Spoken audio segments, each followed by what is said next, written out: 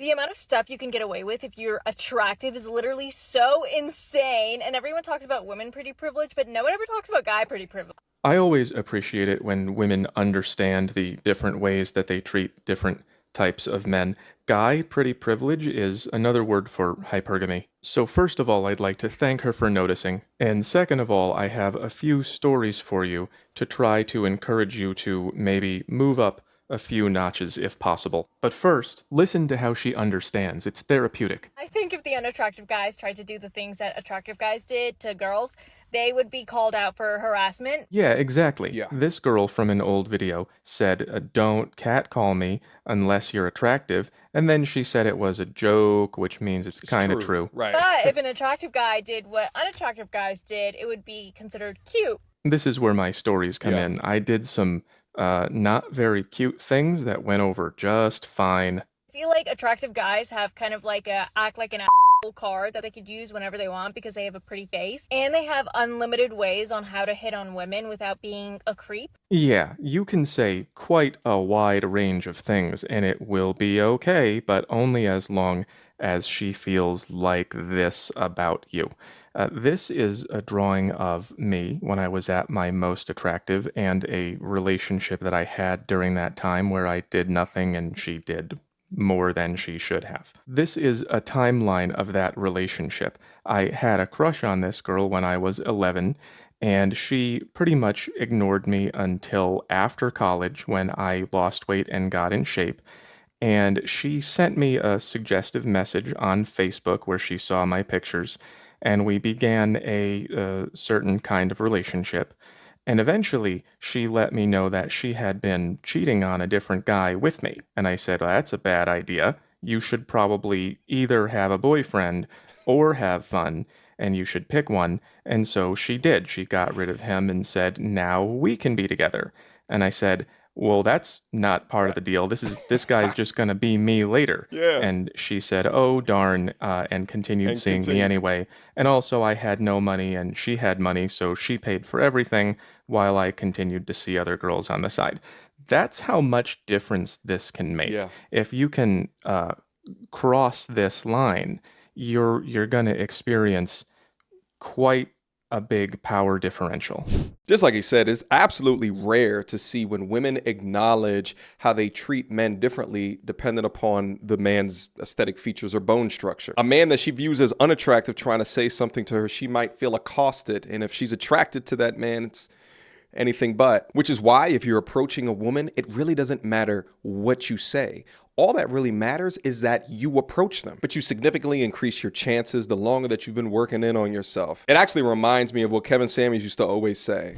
I would tell more young men to do this. Keep your head down and eat crap until you're 30. Get out there, fail, try some things, spend about 5 to 10% of your time dating, all that other kind of stuff. I don't expect you to be a monk. Relationships, love and all that stuff, it may not sound nice, will come later. You really need to know if you can work with this person long term because we're messy, complex people, and we have to have a higher tolerance for failure. It's not that men don't want to be with women, they just don't want to lose it all. Eat shit in your 30s, gents. And don't be mad at it. Just understand that this is not a fair game. Because men are more often judged on their merit, you need to work harder to be awesome at being a man. This entire conversation reminds me I was actually doing content with Kevin in Vegas. And I asked the young lady the difference between me approaching her versus a homeless man. So like, let's say I was walking by you and I said, listen, you look absolutely beautiful today. And I put my hand on your shoulder in order to establish contact versus if I did that. Versus if someone who you find extremely unattractive did the exact same thing and put his hand on your shoulder in Vegas. You don't think that you would take the way that I did that differently than the way someone that you find unattractive or a homeless person would? We were actually just talking about this on how you shouldn't be touching anyone. We literally just had this exact conversation that because people are like, have a nice day, don't touch me. It doesn't matter who you are, it doesn't matter. Obviously, yes, it would be, like to answer the question, it would be more memorable if it was a homeless person because there's other things that come with that image and maybe some other mental things like you don't know what they're going through. So you say so people shouldn't touch. So the thing is like often think is very important for men to do on the first or the second date is to establish like a touch, break the touch barrier. Right, so like, you know, when you walk into a door, maybe you put a hand on the small of the back or the elbow, right? When you open the chair, you know, when they go to sit down, maybe you put it on the top of their back, as a, you know, in order to kind of guide them in. So you say that you have an issue with touch, but oftentimes women find touch, breaking the touch barrier very attractive. The confidence of the man comes out in that particular situation. I think that's two different things. If you're on a first date or second date, I already have I've allowed that to happen. And if it is somebody that you meet on the street in Vegas, doesn't matter if it's a very attractive man or a homeless person, don't touch me. So I don't know if you remember this, but when we first had the conversation, I did touch you on your elbow when I wanted to say, can we have a conversation about that? Cute. Uh-oh. So there goes the whole argument. The difference between a pickup line and sexual harassment is totally dependent on how attractive that you are. Let's continue. Unattractive guys have to be more slow about it. They have to be more nonchalant and sneaky about hitting on a girl. Ooh. Sneaky. Okay, Sneaky's we used wild. to call that getting to know someone. When you're familiar with somebody, it becomes easier to create that bond. And maybe you as an individual can work your way out of it, but you can't have everyone works their way out of it. Because if they did, and everybody became more attractive, women would just reevaluate this into another one of these. There would be 80% of the guys who made it would be reevaluated into the didn't make it zone. And those guys have no choice. They have to get familiar with women first. Otherwise, they just get completely left out. And that's why the world is looking more and more like this. People don't get to know each other anymore. And if you try, women will call it sneaky. That's the one thing she said that I didn't like. Sneaky really means friend zone at first. And his argument here is very sound because if you notice these two sides of these graphs, this one is if the woman is familiar with a man, how it is that they would consider based off of their relative judge of where they are in the dating marketplace. And you'll notice here that the 8, 9s, and 10s that are familiar with the man are still looking beneath them. They refer to this as dating down, but they would consider doing this up to a point if that man has high degrees of masculinity, financial foundation, resources, very attractive, etc. But on the right side of the graph, and let me move this out the way so you can see it, on the right side is the difference when they are unfamiliar with the man. And when a 10 is unfamiliar with you, she only gonna look at other 10s. When a 9 is unfamiliar with you, she only gonna look at other 9s and 10s. So really when she says become sneaky, it's become familiar, and generally that's through a friendship. But don't stay in that friendship too long, gentlemen. Once she's familiar with you, make your damn intentions be known. I don't want to see any more emails from you guys where the chick's been in your friend zone for 3-4 years.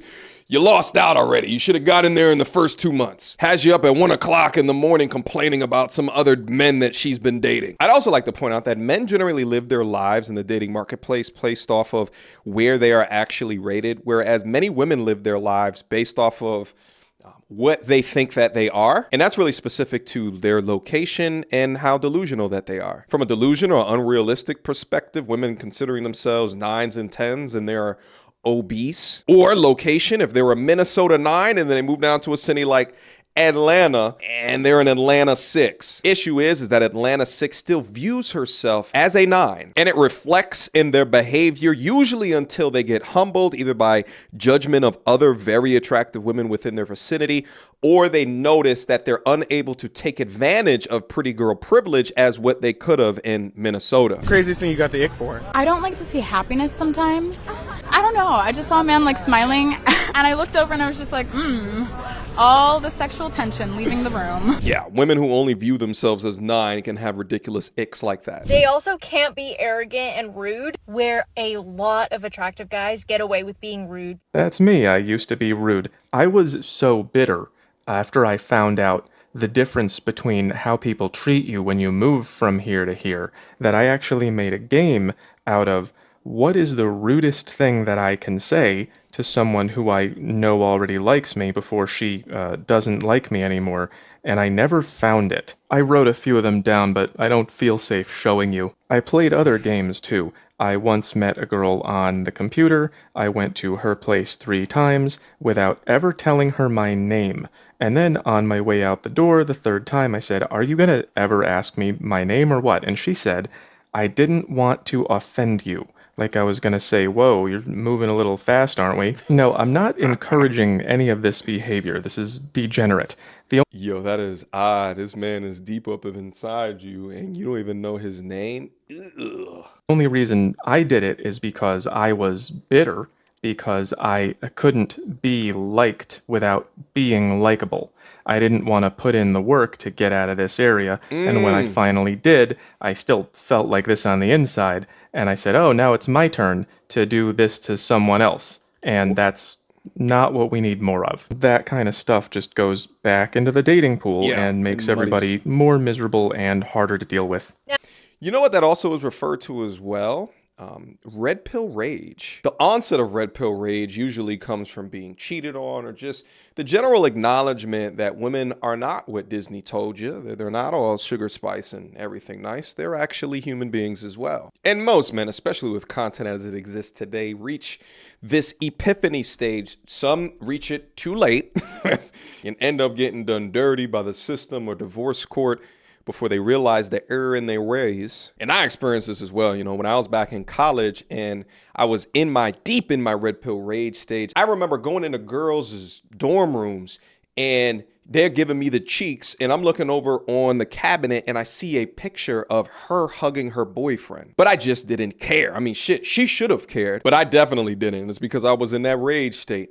Now, it's important to get up out of that rage state because if not, you begin to see the world with neuroticism, with cynicism, with pessimism. And those mindsets do not lead into a happiness within your life. You never trust people while secretly having a disdain for them, and you always anticipate someone's actions as negative. It's not a way to live, so it's important if you get down there, you have to get up out of it eventually. Not what we need more of. That kind of stuff just goes back into the dating pool and makes everybody more miserable and harder to deal with. Now, the difference between an attractive guy and an attractive girl is like so different. An attractive girl, sometimes like they don't get guys. They get rejected because people get jealous of them or they're really intimidated or they're jealous. Huh? And it's just really hard to be an attractive girl. But for an attractive guy, literally it's like living on the red carpet with silver platters of opportunities handed to you constantly. Well, all right, now you lying, miss. An attractive woman starts life out on easy difficulty settings. You're in the starting dungeon of your video game at level 99. Life on cheat code, if you will. The halo effect on steroids. Much better than an attractive man. People will treat you better. You'll get things paid for, more job opportunities, promotions. And I'm not complaining about it. Life is not designed to be fair. But don't lie to the people, baby. But I will say, though, being a ugly, like a horrific looking woman is worse than being an ugly, horrific looking man. I mean, like that's starting life off with no hands. Like trying to beat Elden Ring without a sword and naked. I mean, at least if you're an attractive man, you got other redeeming qualities such as, you know, your fitness level and your financial backing. I mean, at least if you're an unattractive guy, you can build resources within your life that can nullify some of the ugly. Not job opportunities. This was roughly my attractive era from here to here, and this was my net worth. And then I had nothing, and now I have internet money. But yeah, she's not wrong. This is an easier position in the market than this. It's easier to get what you want. Now, I wish we could get away from this app style of dating and back to the classics, but I don't know how we're going to do that. This might even get worse. At least people are starting to get it. But for now, if you are not working on yourself, you are potentially giving up a lot of power. Yep. Just don't misuse it when you get it, or you'll eventually turn into me, but without the internet money. His final part there is actually why I love being a man. See, you love being a man if you are innately competitive, if you do not want to lose, if you focus on your achievement, because outside of the handsomeness of your face, you can build yourself up to a degree to get the results out of life that you want. Women don't have that privilege. When you want to use the word privilege throughout this commentary, they don't have that privilege as much. Why? Because men, more often than not, are not going to value a woman's resources, but they will value their youth, their beauty, all of which decline as they get older and older and older. So at the end of the day, men will always get the last laugh. Maybe laugh is too strong because it's really not a competition. I think what is more accurate is